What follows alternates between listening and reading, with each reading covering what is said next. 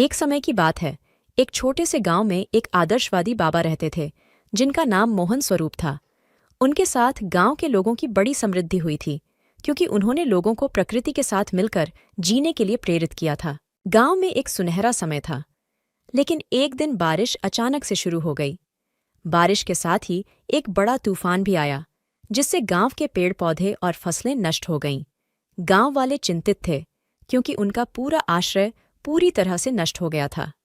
इस कठिन समय में बाबा मोहन स्वरूप ने गांव की जनता को साझा करने के लिए एक बड़ी बैठक बुलाई।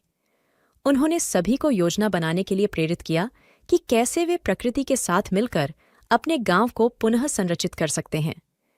गांव का एक युवक कमल, जिसकी हाइट कम थी और पेशे से दल्ला था, उसने एक उत्कृष्ट योजना प्रस्तुत की, जिसमें प्रकृति से मिलकर गांव को सुधारने के विचार थे।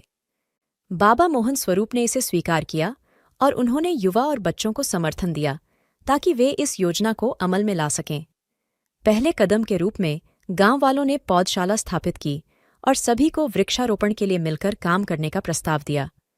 बाबा मोहन स्वरूप ने उन्हें प्रेरित किया कि यह केवल एक कार्य नहीं है, बल्कि यह एक पर्यावरण सजीव रखने का साधन है। गांव वालों की मेहनत और समर्पण से गांव के चारों ओर हरियाली की चादर बिछ गई। वृक्षारोपण के बाद उन्होंने जल संरक्षण के लिए कई उपाय अपनाए, जैसे कि जल संचारण, छतों पर बरसात के पानी से सिंचाई करना, पानी का सही इस्तेमाल करना। एक दिन बाबा मोहन स्वरूप ने सभी को गांव के कुछ अधिकारियों के साथ बैठक के लिए बुलाया। वह बताने लगे कि गांव के प्रत्येक व्यक्ति को अपने पर्यावरण के प्रति जिम्मेदारी महसूस करनी चाहिए। वे सुझाव देने लगे कि कैसे उन्हें और भी प्रदूषण मुक्त बनाया जा सकता है और उन्हें गांव के आसपास के क्षेत्रों को बचाने के लिए काम करना चाहिए। गांव वालों ने बाबा मोहन स्वरूप के साथ मिलकर नए पर्यावरण संरक्षण कार्यों को लागू करने का निर्णय लिया। वे नए वृक्षारोपण, जल संरक्षण और प्रदूषण मुक्त गांव के लिए कई पहलुओं में सक्रिय रूप से शामिल हो गए। समय के साथ गांव में एक सकारात्मक परिवर्तन आया और वह अब हरित और स्वस्थ दिखाई देने लगा। गांव वाले अब अपने पर्यावरण के प्रति जागरूक थे और उन्होंने इसे बचाने के लिए स्वयं को समर्पित किया।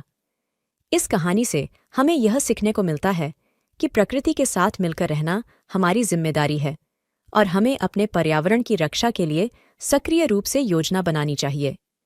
बाबा मोहन स्वरूप के मार्गदर्शन में गांव ने एक नए आरंभ का सामना किया और प्रकृति के साथ मिलकर एक सुखद और सजीव जीवन की दिशा में बदल दिखाई दी।